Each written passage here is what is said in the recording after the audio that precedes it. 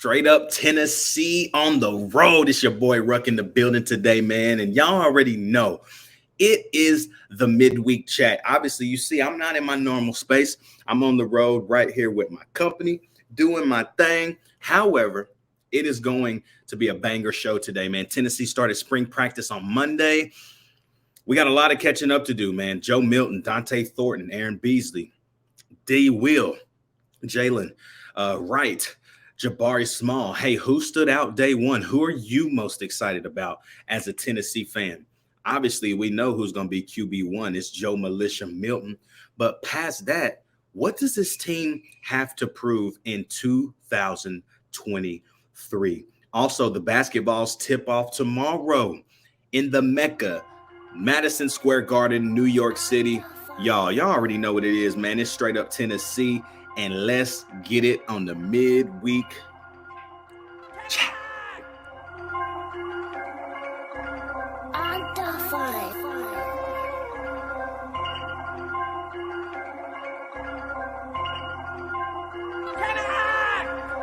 It's the North Ender, set to race onto the field.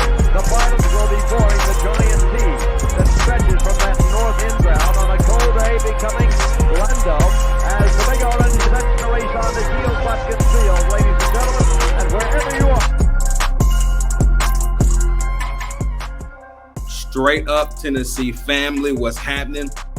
It's your boy Ruck today on the midweek chat. You know what to do, man. Like, comment, subscribe, hit the bell notification so you never miss an episode. We're climbing right now, y'all. We're climbing to 550 subscribers. Come on, let's get us there together. Let's keep pushing. Let's keep inviting.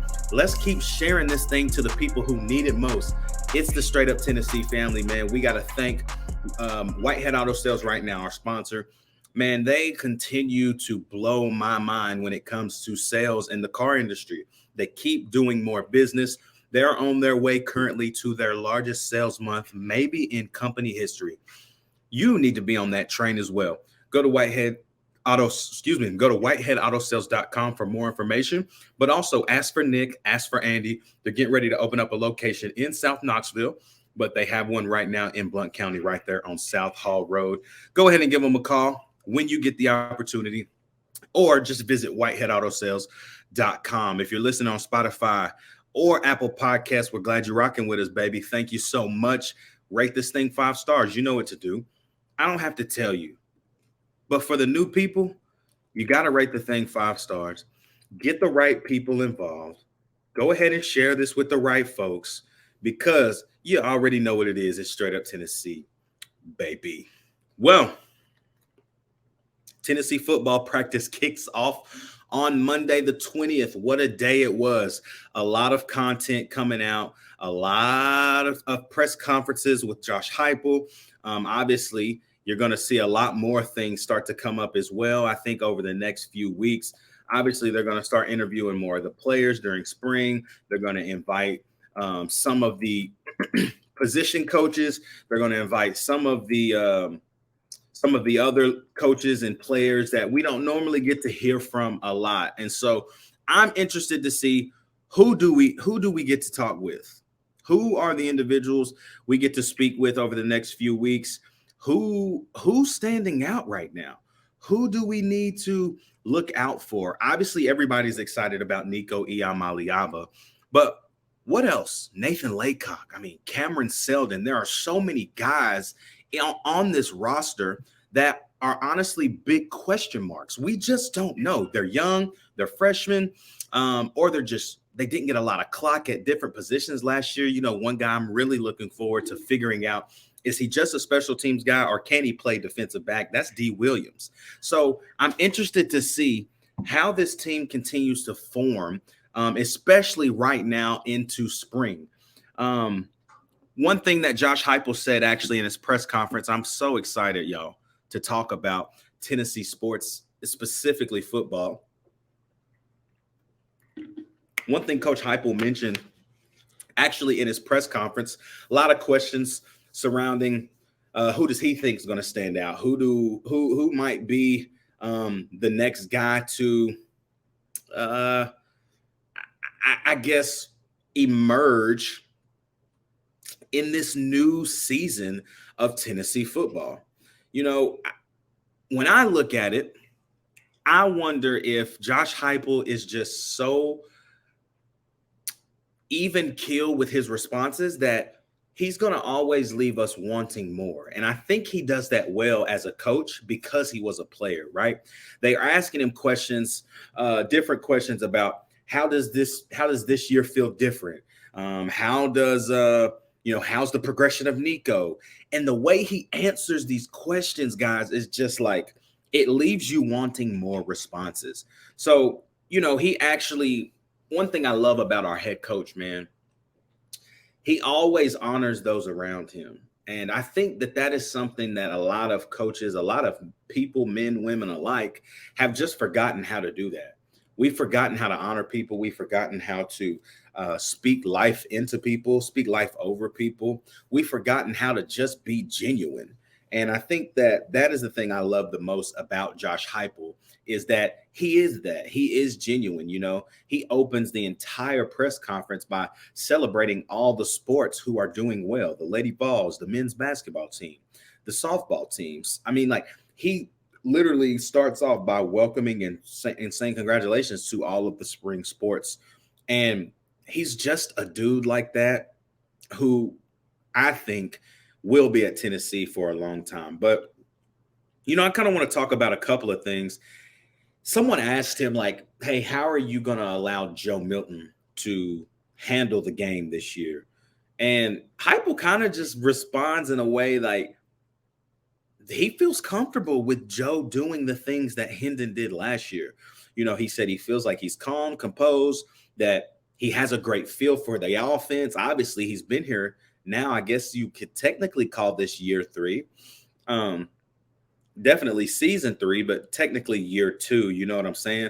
But he also mentioned, when Joe got his opportunity to start against Vanderbilt and then go do his thing in the Orange Bowl, he mentions that Joe had always been a leader. Now, he wasn't the starter, so he wasn't necessarily heard like Hendon may have been when Hendon was starting. But when Joe took over, that the players had, like, Joe had the players' ears. Like, when Joe spoke, they listened. And I think we saw that at the Orange Bowl. We saw when Joe led the team rally in the center of the field before they got to go and break out into their position groups to warm up. I mean, Joe had the team's ear. And I think you're going to continue to see that more often. He's taking on a larger leadership role. He's taking on more responsibility because, y'all, we got to face it. There is no Hendon Hooker. You know what I'm saying? There is no Jalen Hyatt. There is no Cedric Tillman. This is a completely different roster, but it's also kind of the same roster. We're just missing some firepower that we're used to seeing over the last few years as Tennessee fans. But, another thing that I really did love is Heupel mentioned that not only did he feel comfortable with Joe, but he said, I believe Joe Milton will be ready to play at an elite level. To me, that means that he knows that Joe is not only the guy, but that Joe is going to compete and he is going to surpass expectations of what I think a lot of people may think of Joe. I think a lot of people know Joe Milton can throw the football 1,000,000 yards, but do they know what Joe's going to do in situations when it's 3rd and 7, we need 8? All people continue to talk about is Joe Milton running out of bounds against Ole Miss when we could have won the game and all of these different things. But it's like, will we see the Joe Milton that actually sees it's 3 and 7? Hey, I need 8. Does he run for 8 and get out of bounds? Does he make a nice 10-yard pass? Like, it's situational football like that where I think a lot of us fans are still wanting to know, hey, how will Joe do in that type of situation? Like always, Josh Heupel says there's competition at every position. No, there's not. No, there's not. Joe Milton is QB1. Like, we know that. So why are we talking like Joe Milton is not QB1? Like, we're out of our minds if anybody truly believes that there's any way Nico Iamaleava starts over Joe Milton come September 2nd. There's just no way. I'm sorry. The press conference goes on. I can't remember if this was later in the press conference or if this was earlier in the press conference, but they asked about, like, can you feel how deep the team is? And he was like, I mean, think about year one, right? Like, let's think about this, y'all. Year one, he lost 39 guys to the portal. 39. I think that was the most of any college that year. 39 guys. And the people that stayed are still here. Jalen McCullough, different guys like that. He's saying, you see the depth now. You see that we're 2, 3, 4 deep, even at some positions. You're starting to see that it's not just bodies, but it's actual talent. You know what I mean? So those things right there get me excited. I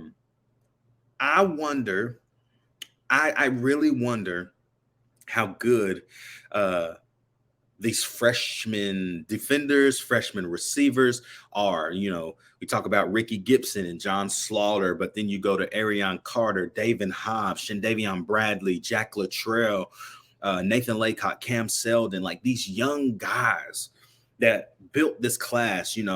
I can't wait till they kind of start diagnosing and speaking more about those guys. But, I think our most problematic area will be the secondary. I think they should be leaps and bounds better, but I'm not sure that we're going to be at a level where the secondary doesn't give up, 2, 3, 400 yards. I don't know. And I'm hoping I'm wrong. Just hear me out. I'm hoping I'm wrong. But I don't know, man. I'm just so excited for this season. I'm excited to see mostly how does the team improve? Year over year, we're not looking for more numbers and more like specific things. Like, I'm looking at as the team as a whole. How does each position group improve to get us to be better than we were the year before? Does 11-2 again mean that we weren't better? No, we could have easily been better. But what's the ceiling? I don't know if there is one. What I do know is that we're going to have the number one offense again. We're going to stretch the field way more than we did last year, and we stretched the field a lot. But with Joe Milton, half of his throws will be 40 yards or more, 100%, because that's just his strength. I